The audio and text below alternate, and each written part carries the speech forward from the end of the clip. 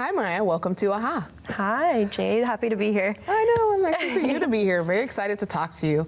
To dive in, I want to give the audience a little bit of your creative background. So would you mind expanding on that a little bit? Sure. So I studied fine arts with a focus in painting, mixed media, and art history in college. And I lived and worked in New York City for about 8 years, working in the arts.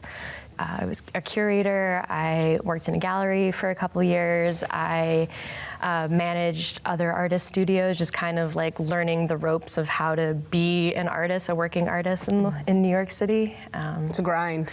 It is a grind. It took a lot, but it was probably a better education working than it was actually going to school and learning. Oh God, I bet. Yeah. And what has been your past artistic focuses, like print, Yeah, so mixed media actually, my thesis was all about context versus content and how we consume that content.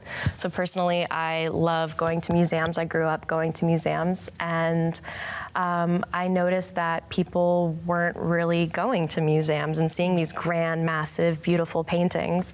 It was mostly students and tourists. So I was like, where are all the people? So I had to think about where everyone was, and they're all on the internet.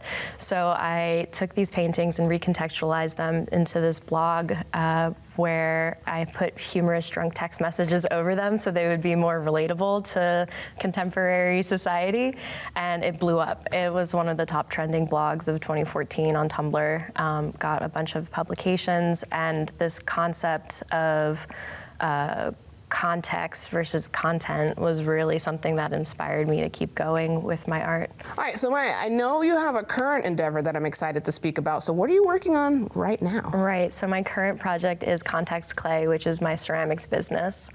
Again, from my thesis, this whole idea of context and content and how we consume the content.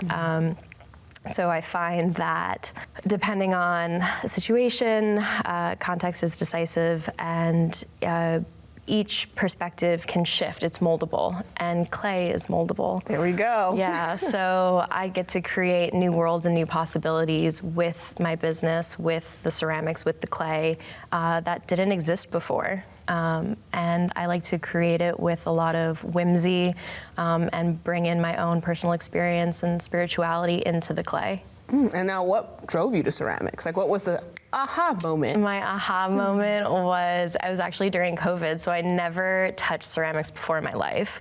Maybe take a couple courses in high school, but I've never touched a wheel. And I was deep in meditation during COVID. I had a lot of free time. I was unemployed at the time, and I was just asking myself in these meditations, what do I want to do? What's my greater purpose? Where do I want to go with my art? Because I wasn't really practicing my art when I was working in the city, because I was just so focused on everybody else's businesses and art.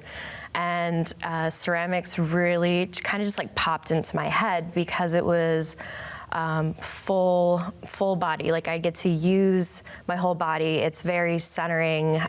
It's all the elements. I use fire, water, earth, air to create it. I just wanted to be like the Avatar and the Last Airbender, Yes, basically, with my art. And 3 months before I ever touched a ceramics wheel, I decided I was going to make a ceramics business, which is kind of crazy.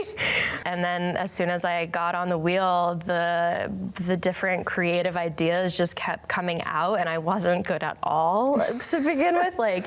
Ceramics is really hard, and it is a mastery, and I really love it too, because the more I practice it, the easier it gets. It does become a flow state. It does become this kind of mastery where, practice doesn't make perfect, it makes permanent, and you get to be the master. And so it's a lifelong journey of me learning this medium and learning other applications and things you can do with it, because you can build it, you can cut it, you can carve it, you can paint it. There's so many different ways you can apply techniques to ceramics. Now, I know you have, you're very intentional about your spiritual practices and healing practices. So how do you use ceramics as a healing device, and what led you down that route to understand that sculpting and ceramics for you is a healing device? Yeah, so I do practice a lot of yoga and meditate, and I find that to be a lifelong journey for me as well. It's like I'm just a person journeying in this world, and my art and my spirituality and my business practices are kind of the core values of that. So with ceramics, yeah, I literally throw myself into it, pun intended, and I really find it all kind of molds into each other. Like if there's days or weeks I don't practice yoga, I find it more difficult to do my ceramics. Like it's all about alignment and flow. And how do you, I guess, practice that alignment? Like what makes everything align for you to flow? I think it's a clear headspace, like really getting to a place where nothing is in the way, like this kind of space of empty and meaningless, which is hard to get to, especially when we're consuming things in all different areas. But I don't know, I lose myself in it.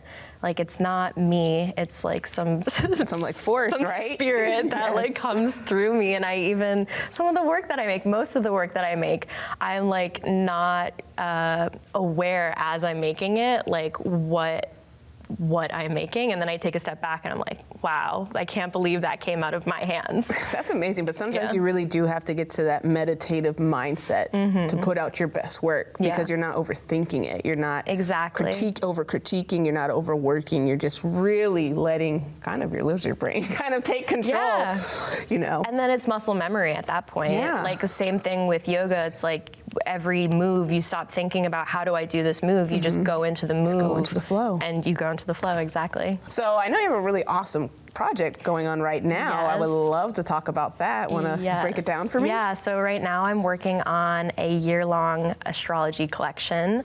I'm making 8 limited edition mugs per zodiac. And I'm making them within the season, which is definitely a challenge, just because ceramics, it takes minimally 3 weeks for a piece to, you know, from a ball of clay to finally being fired in a kiln, for a complete piece to be done. So I'm just month after month making special pieces for each zodiac, and I'm collaborating with a local astrologer, Izzy Vasilakis, First House Rising Astrology, to really embody these pieces and to learn all I can about each zodiac, so I can put as much of that essence into the pieces. Well, awesome. Well, you heard it, folks. Feel free to check out that website. And thank you, Maya, for taking the time to tell us what's going on. Thank you, Jade.